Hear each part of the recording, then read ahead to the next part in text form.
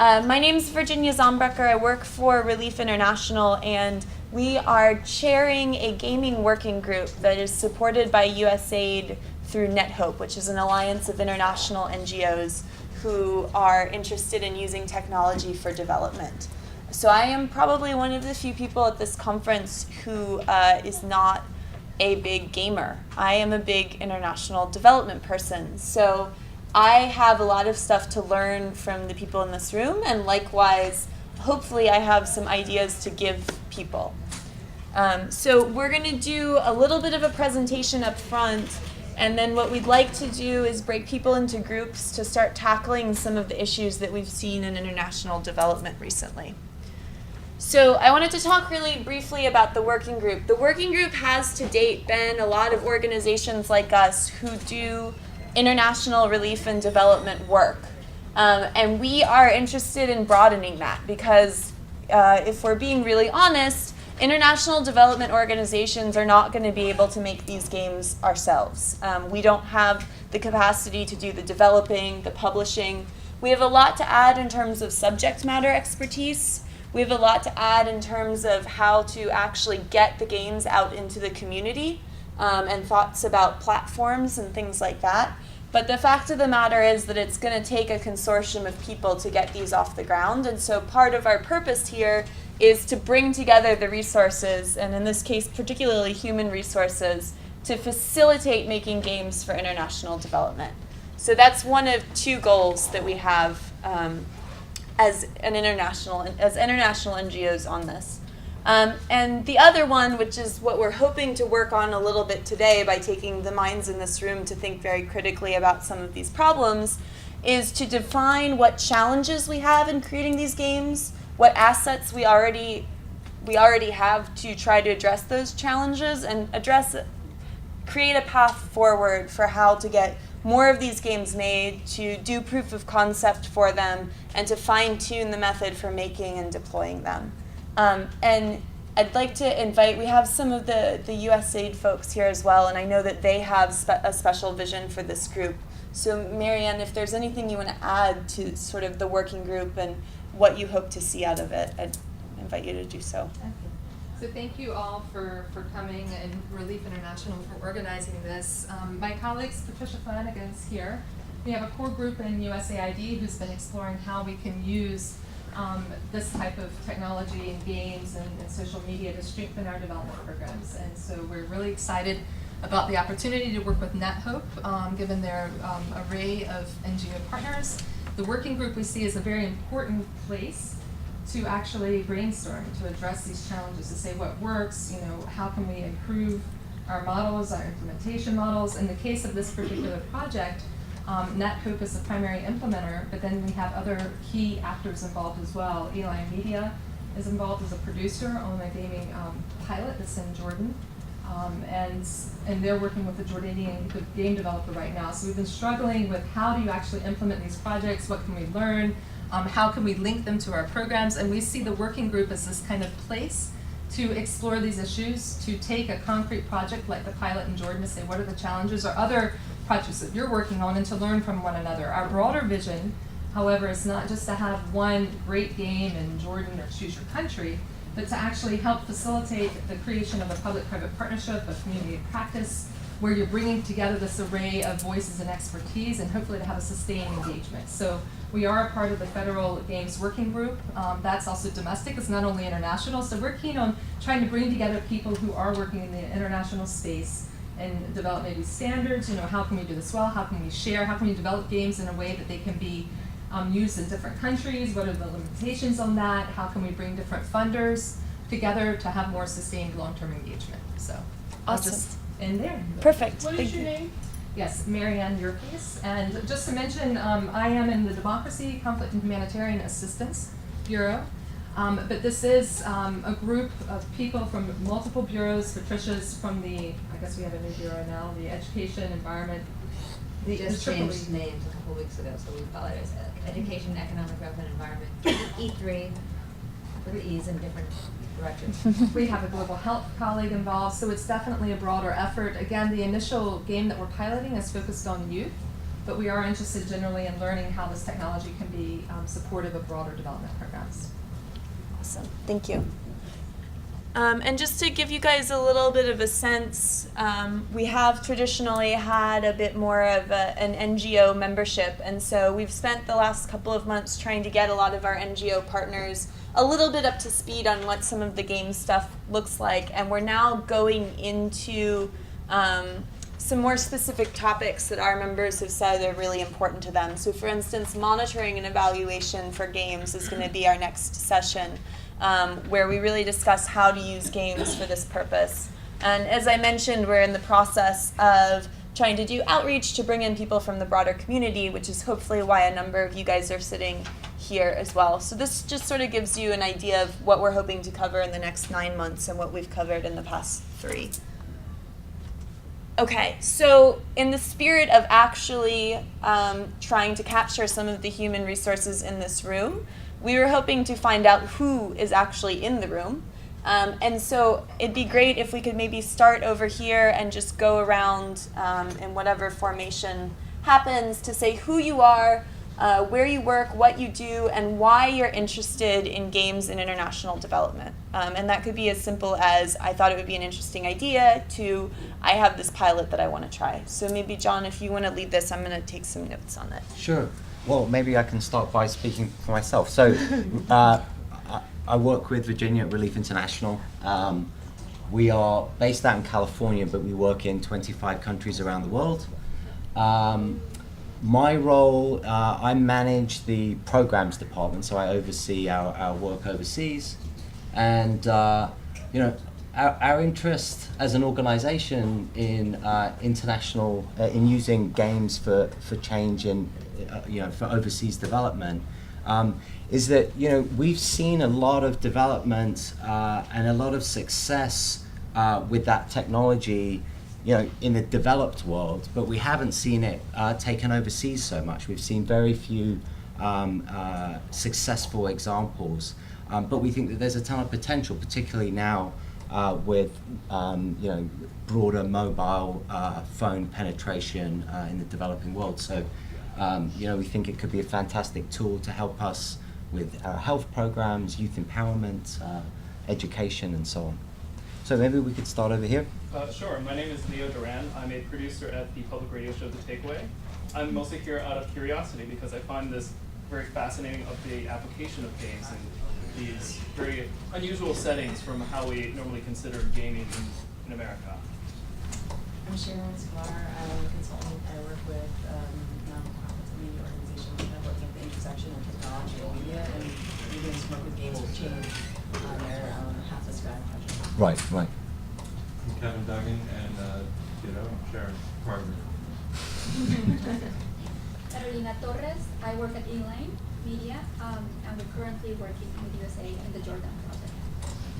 I'm Alan Gershenfeld, also with Inline Media, working with USAID in the Jordan project. We're also working on the mobile Half the Sky projects in India and Africa, as is Carolina. I'm Suzanne Segment, co-founder of Games for Change. I've done development work in Kosovo, just informally, and Czechoslovakia, and I'm really excited about this particular aspect of Games for Change. My name is Patricia Flanagan. I'm at USAID. I'm actually in the ICT team within that technical bureau. We don't have to know the name as much as AID Washington is separated into regional bureaus and technical bureaus. And AID is a bottom-up organization where the missions, or nearly 90 countries, they have the country relationship and they've got funding. And so the Washington headquarters actually informs and gives technical expertise to the missions. So that's what I do. And I look at ICT applications. I'm not an ICT expert, I'm a development expert, so I'm looking at how technology can advance the progress of our development programs. I'm interested in international games, or games in the platform, because development agencies, as well as development NGOs, we've been doing traditional approaches because it works, but games and technology is here to stay, and there are lots of applications and use of technology, but it's sort of in these one-off programs or in a a newspaper article, you hear someone's doing something with a mobile app, but I would really like to see it streamlined within our development programs. I just want to add something. You already know who I am, but I also wanted to give Games for Change credit both under Suzanne Segment and also Asi and Michelle, because they've also been engaged with us as consultants. So Eline and Games for Change have been involved for a very long time, so I just wanted to mention that, and USAID is obviously also supporting the Half to the Sky initiative, so I'll just leave that. My name is Patrick Davis. I'm here from Calvert Foundation, and we're involved in impact investing broadly and thinking about how we can bring private capital into the development space, both domestically and internationally. And so I'm here, kind of took a new role internally to amp up our online communication strategy. And I'm here to think about how we might use games to engage individuals, to think about their own financial decisions and how they impact communities both abroad and domestically around. I'm Marla Peddle. I work for Save the Children Australia, and I'm Senior Advisor for Education and Disaster Risk Reduction. And I've run programs funded by USAID, OFDA in Turkey and Central Asia that were considered to be very successful using traditional methods. However, in the long run, I consider them to have failed miserably in terms of scalability and sustainability. So I'm very interested in how we can use gaming to address those two issues. I've used games a little bit in some online education, self-study materials in Turkey. High level of adoption, so have reason for a tremendous amount of optimism. But I'm also concerned with just really mundane things like a shared learning object repository and collaborative authoring, so that those of us in this sector can be working all together instead of constantly using donor money to do the same things over and over again poorly and never assessed. I'm Shane Feldman. I am the founder of an organization called Count Me In, which is based in Toronto, Canada, and we're the largest entirely youth-led organization promoting volunteerism and positive change, specifically among teenagers. And we've never really done anything with gaming before, but we're excited to find different ways to use games to help encourage community involvement among youth. Maybe over here. My name is Chris Fabian. I co-lead the innovation unit at UNICEF. We support UNICEF's 135 country offices in everything from mobile health and education projects and also in emergency work. And in addition to technology, we also look at a lot of process change in the organization. So UNICEF is this huge and sometimes sort of baroque organism. And one of the things we've seen as a potential to change the way we do business and the way we do development is games. We're looking at, and I'll let Andy talk more about the emergency simulation, but we're looking at games as a way of both training internal staff, getting UNICEF to think differently about the work that we do, and also getting partners to understand the complexity of the work that we do so we can use them better, whether they're funders or kind of intellectual partners of ours. My name is Irman Malik. I'm with the Motion Therapy Project. We are using the Microsoft Kinect to build a tool for rehabilitation as well as education, especially in the developing world and in rural areas as well, just to create a really low-cost solution to educate people on how to either recover from injury or learn new skills. I'm Andy, Chris just mentioned, Andy Steyer. I'm the game designer working with the innovations team at UNICEF to develop a emergency response simulation where we, instead of doing a day-long thing as a standard or several days, we do a 2-hour simulation that's sort of low cost and not particularly intensive in resources to train both partners and internal staff and potentially student volunteers, that sort of thing, to about what UNICEF does in a sort of an emergency situation and to further develop engagement and how they can be involved when they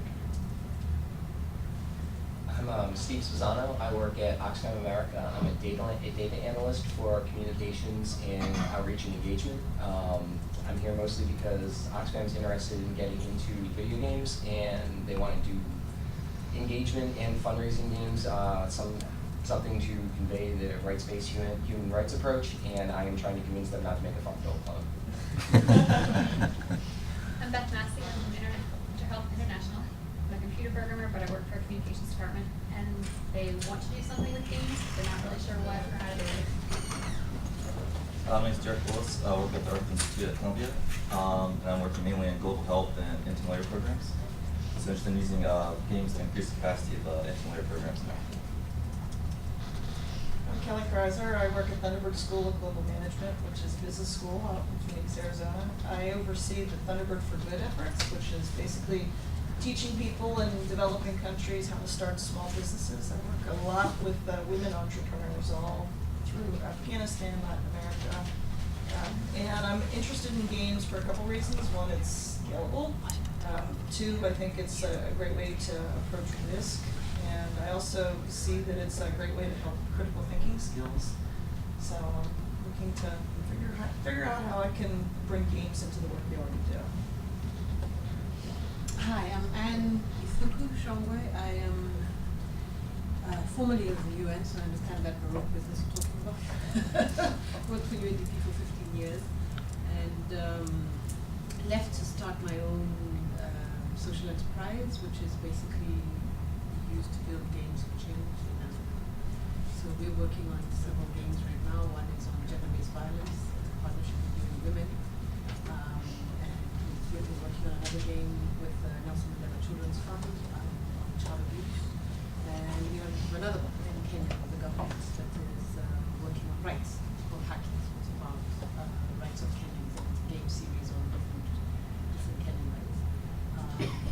But we're finding that. Can you speak up a little? Sorry. We're finding that so that because there are so few of us, actually I don't know anyone else, but there's so few organizations as far as I know that are doing games for change in Africa, for Africa. And so what we're finding is that we have to work quite hard to build an ecosystem as well. And the distribution, the impact measurement side, the evaluation, and all that. And so we're exploring as well with Help the Sky, and Emily is supposed to be having a meeting to discuss how we might help with some of those issues in Africa. So lots of opportunities. Africa is ripe for a lot of this, but what we are doing is creating the competency to be able to think, bring the development thinking and the sort of local cool and what makes sense for Africa together to actually create proper responses. So lots of conversations to have here. Hi, my name is Kyle Lamarji. I'm the Regional Program Manager for the International Foundation for Electoral Systems. My region is Southeast Asia. In a few hours I will be on a plane back to Jakarta. But I came to the conference really hoping to get some ideas that could apply to my region, where Indonesia, for example, has, I believe it's the second largest Facebook community. Use of cell phones and smartphones is just expanding rapidly. The work that we do involves civic education, voter education. We engage with youth in democracy camps. We also train poll workers, the people who are managing elections. So I think there are several really unique opportunities to pilot some games, but I'm here to learn. My name is Ben Ross. I work with Spark Media in Washington, D.C. I'm a producer. We do both documentary film and digital media services, and we're branching into game development, which is why I'm here. We also do an exorbitant amount of work in the development space. We work with major multilaterals. I believe we worked with USAID before in the past, both to document their work and to support them with media services. I'm Elena Segment. I'm an education media consultant. Most recently, working a lot with UNICEF. Enjoyed the emergency simulation. It's very scary if you have it. And I work mostly in communications for development in West Africa and Central Asia the past couple of years. But a lot of media strategies are not digital for obvious reasons in Africa. There's I think a lot of exciting things that can be done. So I'm curious about the conversations here and possibilities for implementation of different methodologies. So.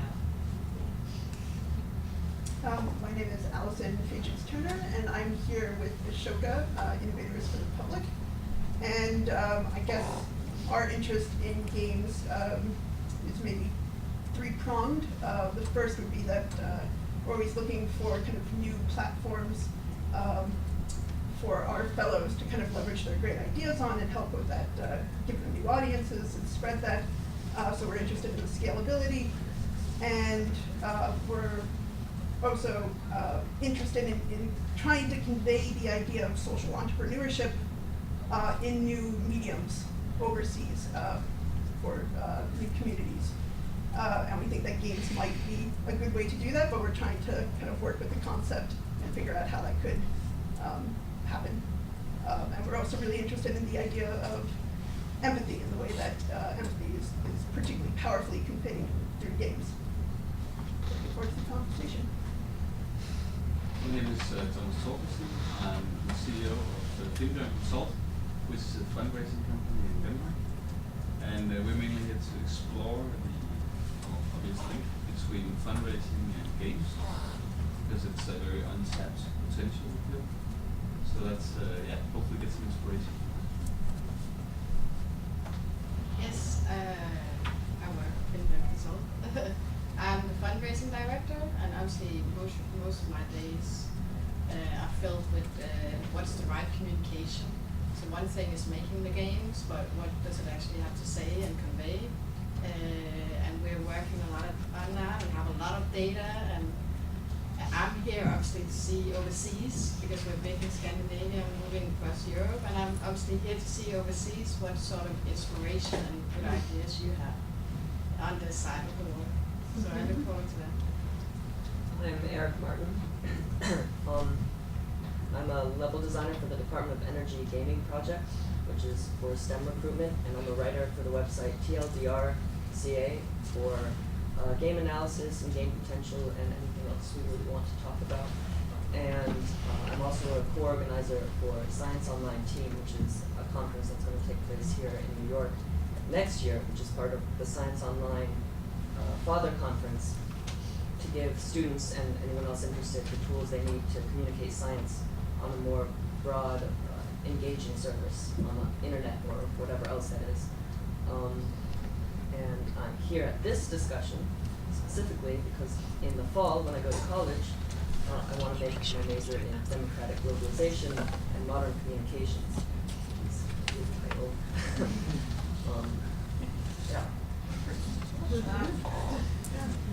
My name is Susan Ritchie. I'm with the Bureau of International Information Programs at the U.S. Department of State. We do outreach programs and communications for our embassies and consulates and over 800 American centers and spaces across the globe. I'm Barb Ferris, president of the International Women's Democracy Center. We train women around the world how to lobby, how to advocate for issues, and how to run for office. And I'm interested in this to see, we use mobile technology in our workshops to see how to take it to the next step with this tool. Peter Adams, CEO of Semilogic Entertainment Labs out of California. We're an independent game developer. We've been doing games for about 15 years from regular commercial side to companies like Mattel or EA. And we do some educational and training games for hospitals and for students in high school. Good afternoon, my name is Gloria O'Neill, and I serve as CEO of the Inlet Tribal Council. It's a tribal nonprofit organization based in Alaska, representing Alaska Native American Indian people in the state. And we just launched a social enterprise where we will be working with Eline to build indigenous-themed video games. And we're here today because we believe that, like our Native people in the state, that there are probably other groups around the world, indigenous groups, where we can maybe partner with those groups, see what's going on, and make connections. I'm Peter Benz with Cook Inlet Tribal Council. And again, what we're looking at that I think is relevant is using games to preserve and share Alaskan Native culture with our youth, to engage them in the process, but also share it with other cultures around the world. I'm Gigi Van Dechter, Creative Vision Capital. I'm here as press, but my ulterior side is that I'm a filmmaker and director, producer, and writer of television, film, theater, and I'm producing a game currently that looks at intuition and empathy in the medical profession as a part of their diagnostic tools. I'm interested in intuition and empathy as a communication that has to somehow get into the game world, because it's something that I think would be an enhancement, and maybe it's the technology, but I'm interested because I'd like to know more people that have that ideas about empathy and intuition for their programs. There's a spare seat over here if you like. And there's also, we can pull this chair out for the The last standing person too. My name is Coleman Chamberlain. I'm with the Foundation and their design innovation team. And right now, the big projects we're working on is building a massive community of girls and mentors, like 100 million.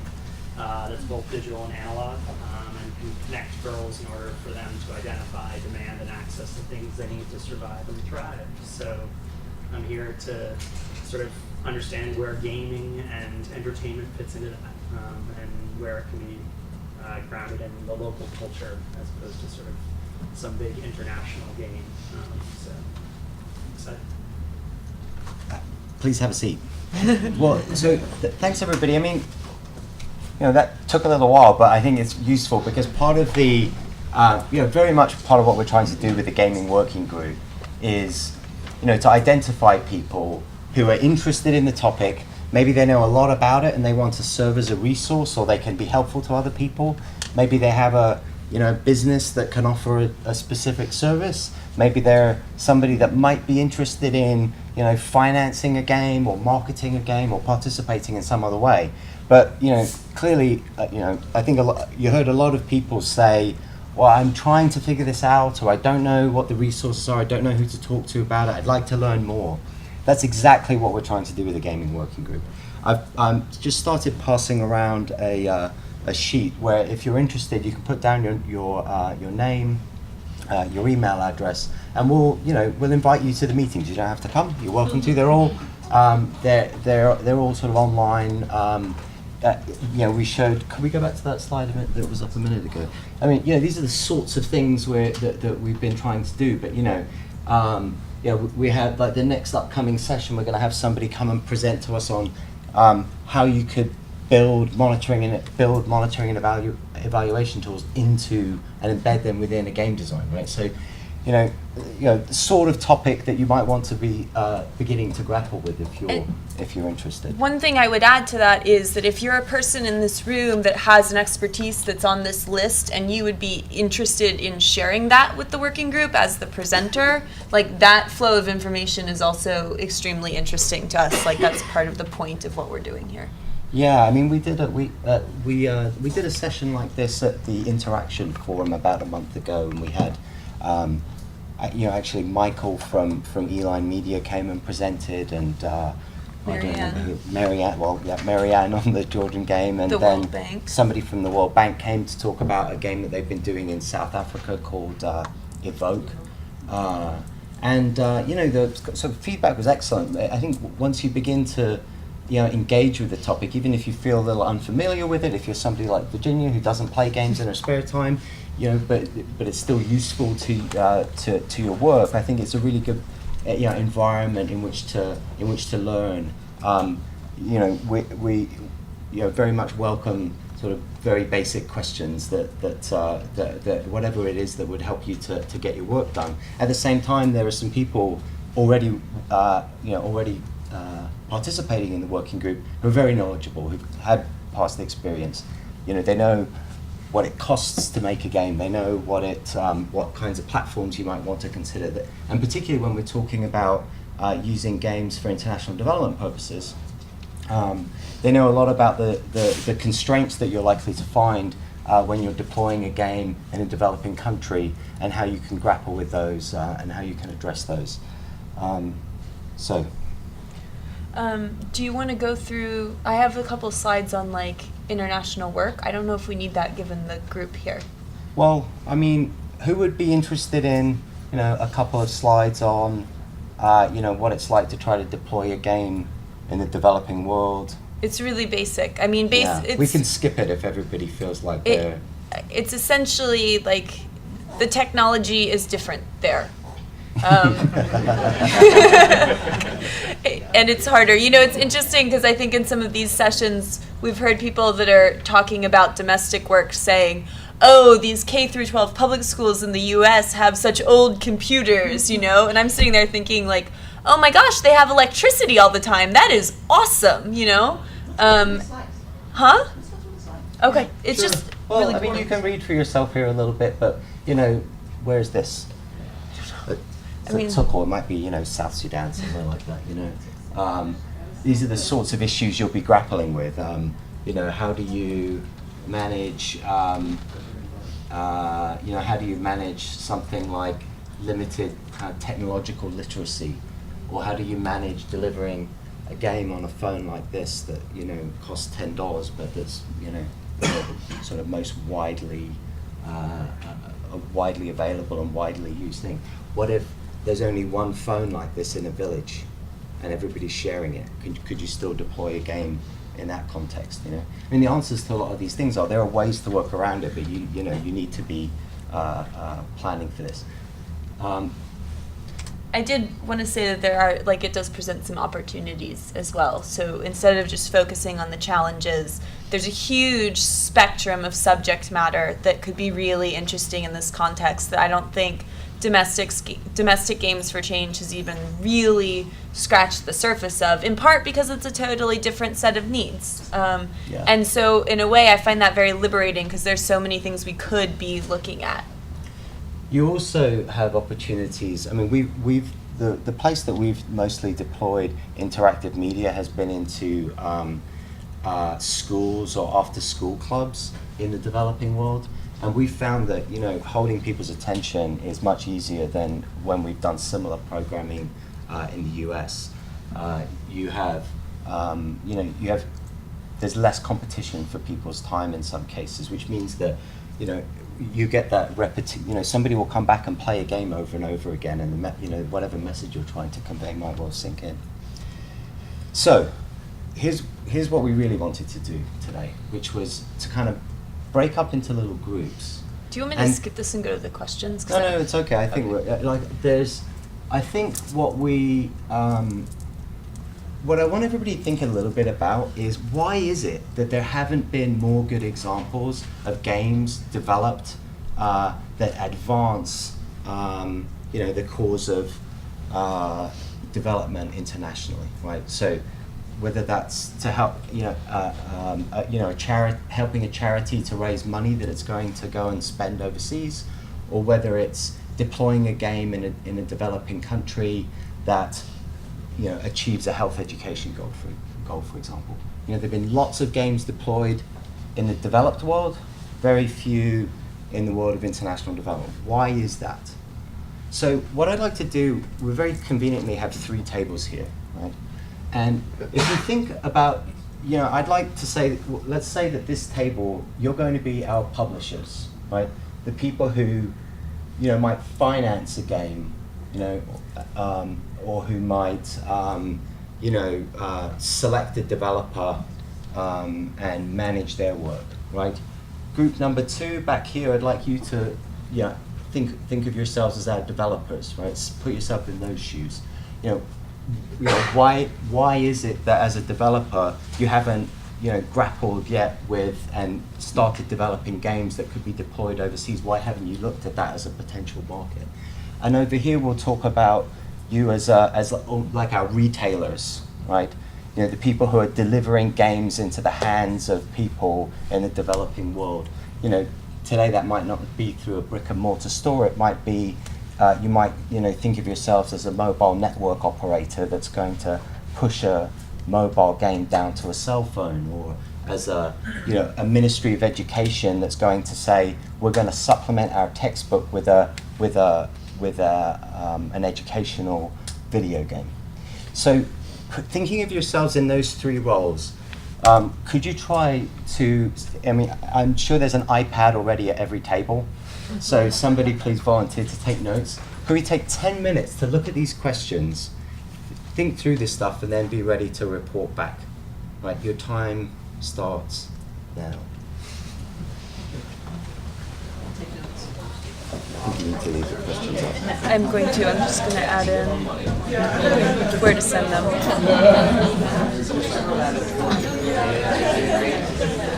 How are we doing on time? I don't know, we should ask her, because we started late. So.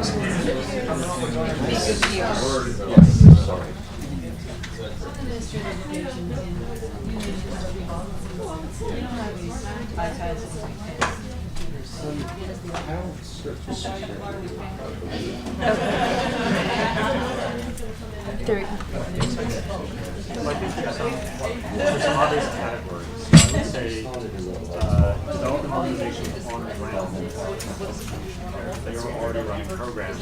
So I think they would ask, as you guys would, is the cost per beneficiary worth? Is this a better way to make the impact? So what's and what do you consider replacement program? what's left? Because they'll give us like 5 minutes to run They'll out. give us 5, so we gotta end this at 3. We need to stop these people talking at 5 too. Well, no, we have to end it at 5 after, if they're giving us 5 extra minutes. Yeah. So if we stop them talking at 3. And Well, then, we need to leave them a couple of minutes for that as well. yeah. And then, was there anything else here or no? Can't look at it else. I have my computer on now.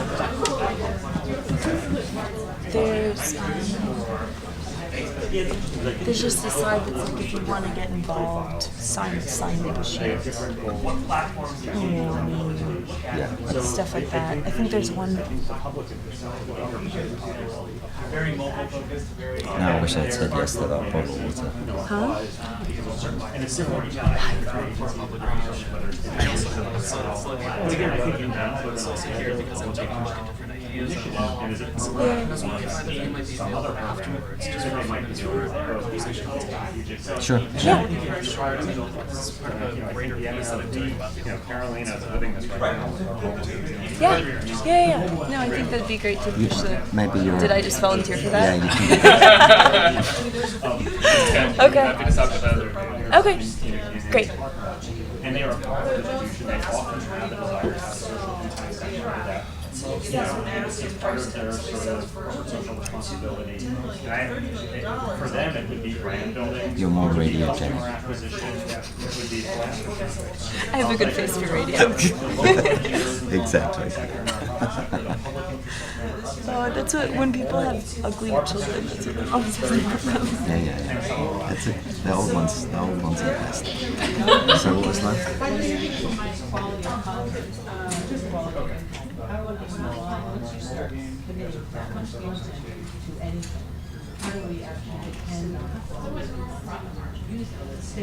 That's it. Questions? Okay. Right. So we'll just let's give them. Well, and then the one other thing, like we We have. should stop in 5 minutes. So we have 10 minutes left for discussion. The one other thing is we have this thing and she's going on, so we're going to collect that information. But obviously if there are people in this room, they're going to want to talk with other people in this room as well. So I guess, we'll be at the thing tonight for a little while until we find out. So if you can think of any ideas to in addition to that. What are the hidden costs, even if the app itself is free? There's a lot of texture when you're dealing with kind of but they have a mechanism. There's somebody who runs. It's kind of ideal because there was 3 tables. I thought about it at one point. I thought about like, can we break them off? Can we break them off to not As to what does the word game mean? What is the state? It's going to take more time. There's a lot more friction, I think, involved in answering, why aren't they interested? They may not even be aware. And then when they're aware, they have to figure out, is this real? And who in our organization would open this Do we physically have somebody who can do it? Yeah. Well, you do that.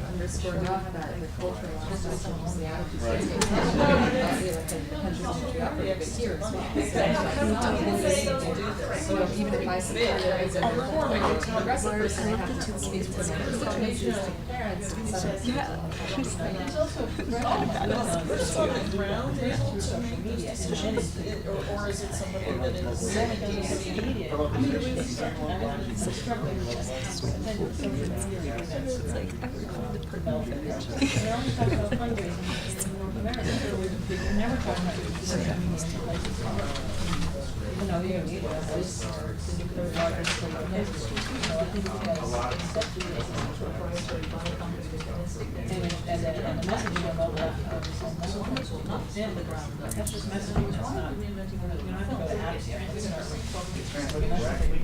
Accents are some problem. If you have somebody who's supposed to be big walls for your That's interesting because we've done projects where the nonprofit partner or the public partner wanted to inject a device into our region, and there are really interesting configurations of devices that they're designing to go into the development world, which is yet another distribution because there you're distributing hardware and software versus leveraging the existing infrastructure, whether it's mobile infrastructure. Yeah, it's just so that and they're very different. We just saw a very interesting ESP that has a configuration reacts on a mobile server. It's a $3,000 package under development. I had never seen that before.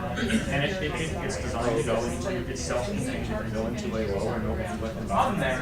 And that'll be kind of activities. You don't mind if you look at they have a methodology to what they're trying to do. The package services it in 10 very cheap Android phones and an embedded server to make the system. But I just thought it was interesting. I have not seen somebody do that particular thing. I can't really see why they did that.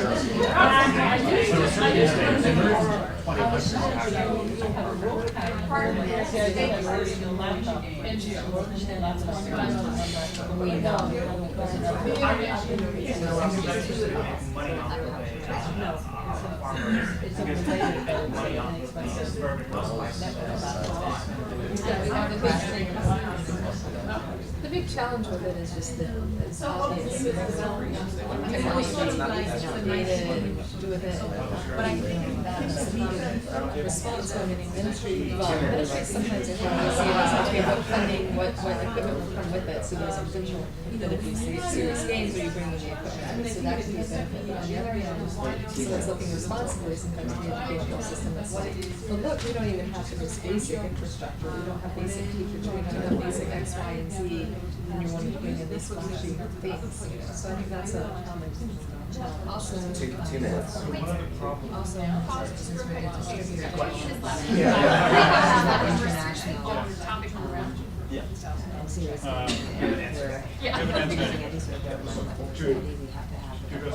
One of the things we're talking about is it's easier as identifying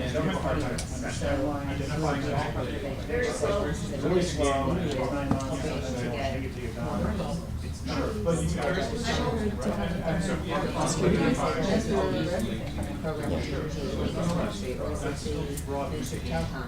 Did you mix it up services like all the having days or like divide the government and No, I didn't think of it that way, but yeah, you got a point, I guess. But it's interesting to put yourselves in someone else's shoes, I suppose. I wasn't sure if you had I thought we'd have a lot more developers here, actually. We probably had any. me too, in fact we have way more like sort of a version of us. I guess what it comes down to is like, developers going to do what you pay them to do. Well, exactly, because like I was talking to developers when we connect to what's the risk to find out? What is the capacity? Oh, yeah. And, it was like, well, if anybody wants me, I would like, I'll probably shop for you,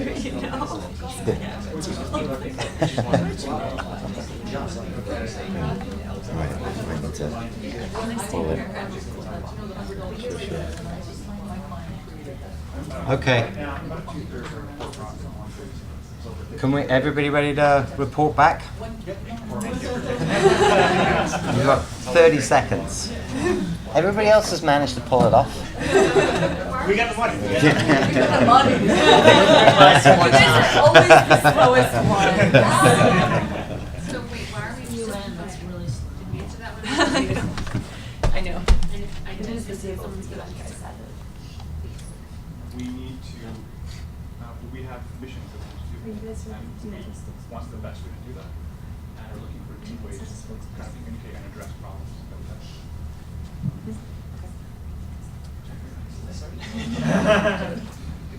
All right. Maybe our retailers first, or Okay, distributors, sure. whatever we've decided. Okay, so we have a number of different types of distributors. There's the development orgs on the ground, there's military, there's government, there's mobile companies.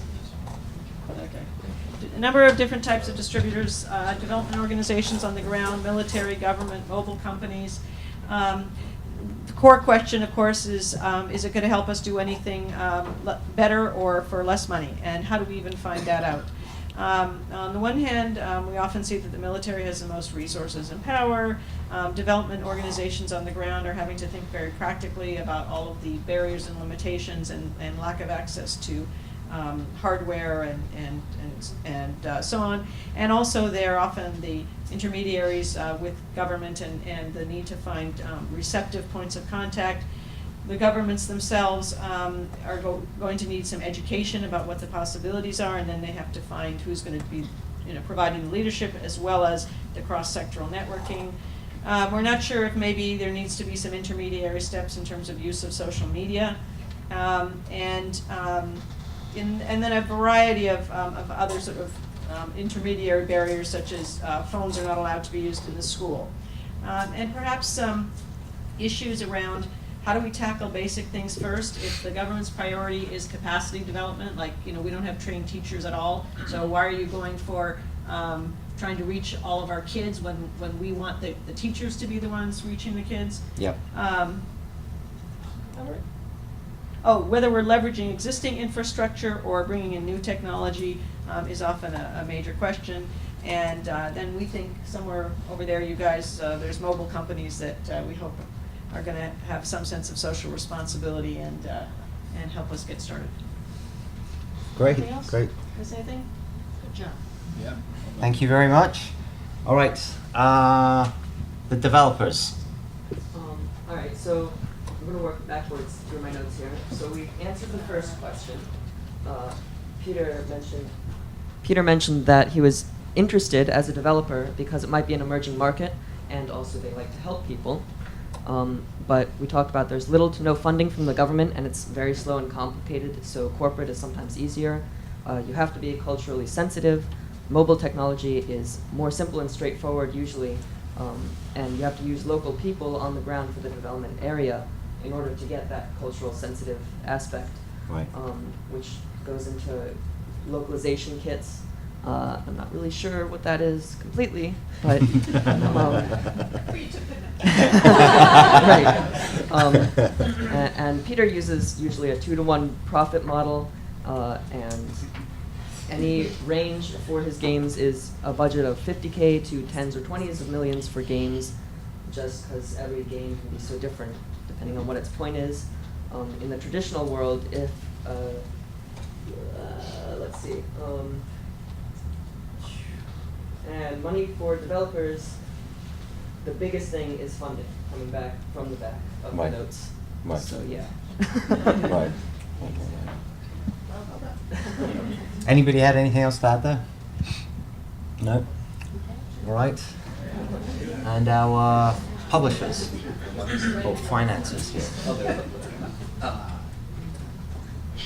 Yeah. Okay, thank you. What can we offer the international serious game space? We have the money, so we have money. We can offer focus. We can be the ones who say, we are going to help you solve the problem with this game. We are going to help you shape this game and fit it to your mission, but also make it gamey enough so that people can play it and not just be exposed to your full front of your mission. We will perform the selection criteria for the games and choose the metrics and basic specifications and talk about distribution and platform and just the sorts of things that nonprofits might not even be thinking about when they step into this arena.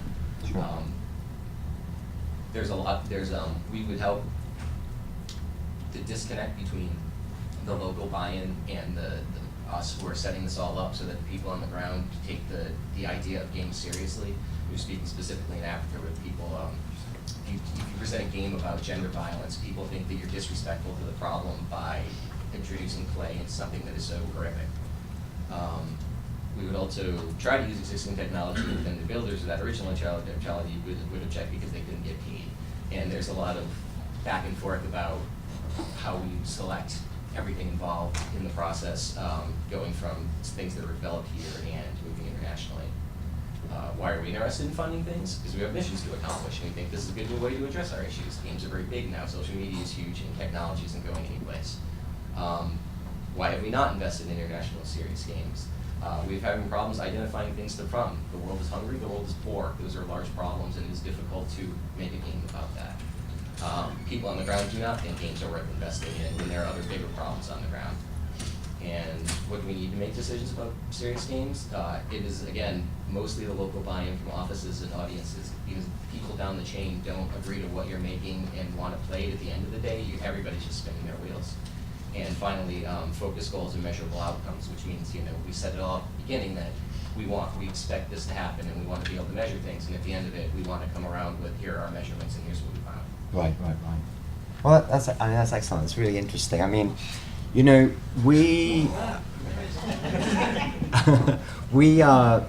the sorts of, each group there raised 10 or 15 individual topics that we could start peeling the onion back on and really try to explore in depth, right? Any one of those topics we could have spent hours and hours discussing and sharing experiences or sharing resources about. So, again, it's very much the point of the gaming working group that we've set up under the NetHope GBI project. So, we'll be taking, we have already been, and we will continue to take individual topics like this that you're personally faced with as a challenge within your organization or within your work, and the agenda that I showed earlier, that's wide open and easily adaptable to people's needs. We're building that network of contacts. We're in discussions with Games for Change about establishing a page on their website that could become a home for sharing some of this information and contacts about this topic. And anybody in the gaming working group, or it's open to everybody. So anybody that wants to participate, even if you just want to read the emails and you can't make the phone calls or you can't attend the online meetings, that's totally fine. But what we want to do is to start to form that, to use the phrase Marianne used earlier, into a community of practice, a group of people who play these various different roles, but that are all collectively interested in the use of serious games in the international space. There's a question in the back there. The list that we just signed, can you make that available to everyone in the room? Yeah, I guess so. Yeah, we're trying to figure out how to do the contact sharing, Okay. which I think has a little, and we're getting the hook. I will work on that. Anyone? Yeah, the official one. Do we want to do one more? I just had a quick, I don't know if it's going to be okay with Aussie and Michelle, you should check with them, but when we first started Games for Change, the most effective thing for community building was a simple listserv, so like a Google group. Yeah. Allow people to be doing like information about like specific technology if you don't get on the big list. Right. But you could do one around international development, so that we know as, these 4 tables of people that have this conversation. Yeah, that's exactly the idea. Yeah, and if you're the note taker, if you have time to email me the notes, that would be helpful as well. I think we didn't get to this in the group, but I think if there was a way of creating, similar to USAID's Development Innovation Venture Fund, there's a way of creating a game innovation fund that was then competitions or whatever that was rigorous. It would be much easier for us. Yeah. They're more like reliable source that way. Yeah. Anyway, thanks everybody. Thanks very much.